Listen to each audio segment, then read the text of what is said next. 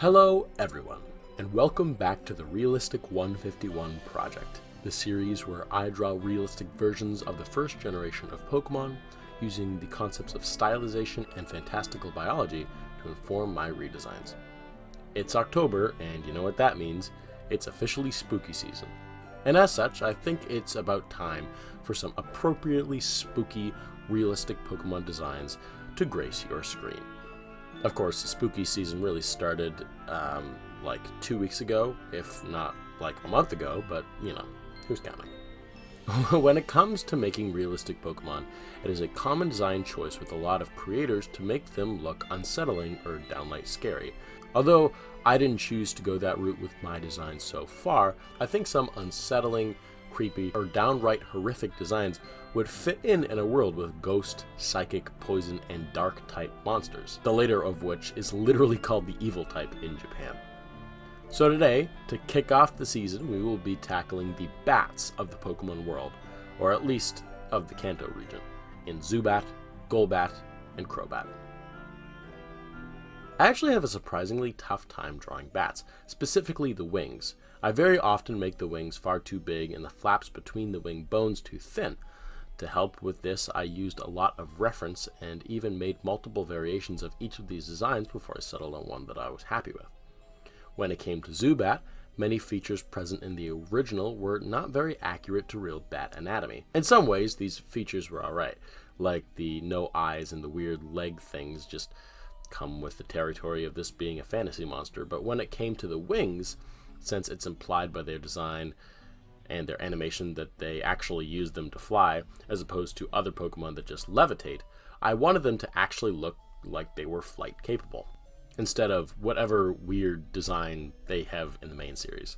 For the rest of the body, I tried to stay pretty faithful, including the color palette, that I tried to make accurate, but very washed out and dark to make it look a little more believable.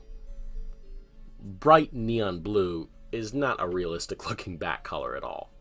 Though the original doesn't have a nose, I added one for multiple reasons, both because real bats' mouths are pretty heavily integrated with their noses, and leaving that feature out would have made the shape of the mouth sort of unrecognizable as a bat mouth.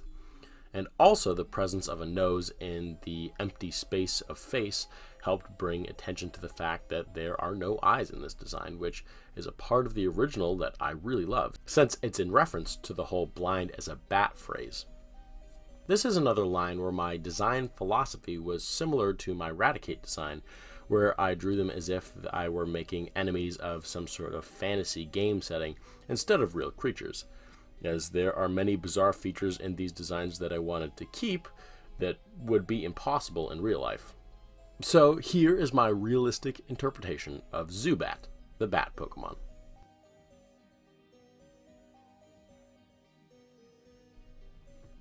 The next stage to tackle would be Golbat, which, to be honest, I never really understood the name of. Like, I always thought that the names for Golbat and Crobat should be switched, as presumably the goal would be to get it to its final form. And I don't know what the reasoning for the second form would be, but I'm probably missing some very important background to the names. So if you know their actual origin, let me know in the comments below. Besides for that, Golbat was the design that took me the most time, and was actually the reason why this video was so late. I originally wanted it to go up on the 1st, but yeah, what can you do? This is because the bizarre anatomy here, in the way that it's basically just a face with wings, was really hard to make look plausible. The face with wings idea is actually probably a reference to a couple of types of folklore that are found across the world that have monsters like this, one of which I'm pretty sure is a yokai.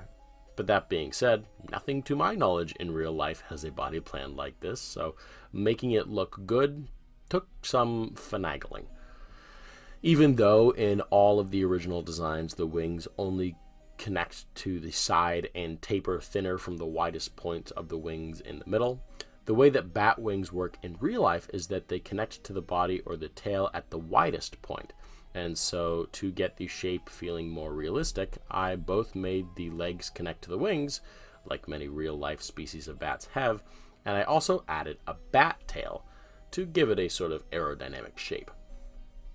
This last part, of course, is a pretty big departure from the original design, but I was super accurate at other ways and felt like I could make this exception in the name of grounding this rather bizarre design in reality.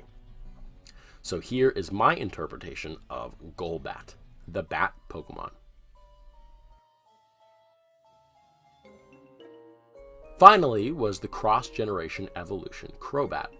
Like many others, Crobat is my favorite of the three. I just love all the unique features in the design, like the stylized ears, the weird facial expression, and the 4 wings.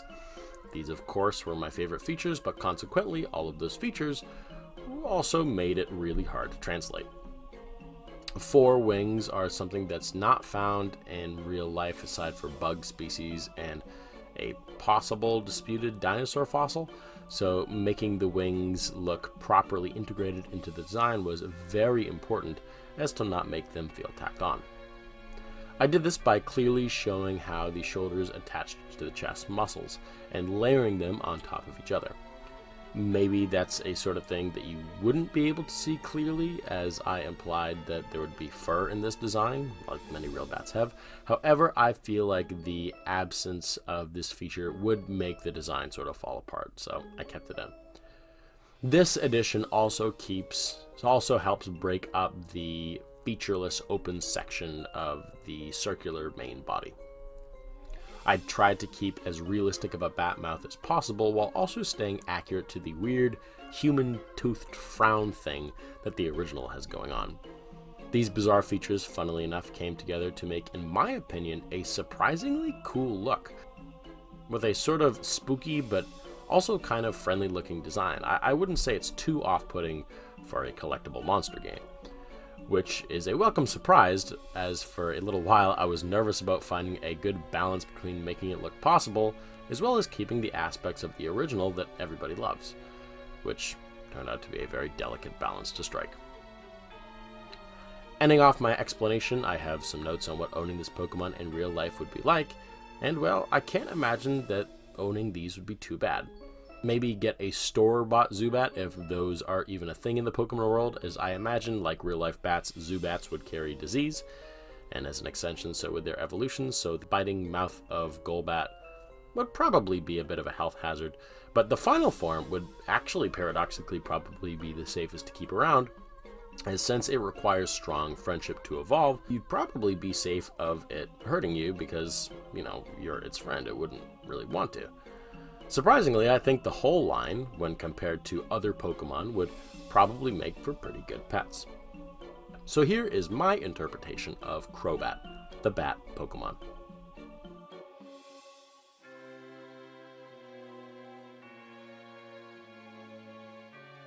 So I hope you all enjoyed watching me make my realistically inspired versions of Zubat, Golbat, and Crobat. And I hope you also enjoyed my pick for the first Pokemon of Spooky Season.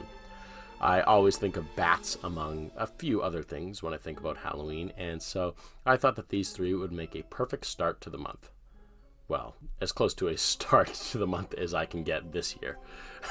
I hope to get at least a few more spooky Pokemon before the end of the season out to you guys, and thankfully that's probably possible as I have a few in the barrel already, so hopefully you should be getting quite a few of these videos throughout the next few weeks. But, as always, thank you all so much for watching, and a special thanks to my patrons STE, Alan Michael White, R.O. Bolt, and Griffin for your continued support. It truly means the world. If you want to join them in their support of series like the Realistic 151 on this channel by getting cool perks like early access to my videos, then you can do so by clicking the link below and signing up for as little as $3 a month. Even better, it's no commitment, so if you find that it's not really your thing, you can cancel at any time. Thank you again to my patrons, and thank you all for watching. If you liked this video, then leave a like, and if you want to see more like it, then subscribe. And turn on the bell to get notified when I upload next.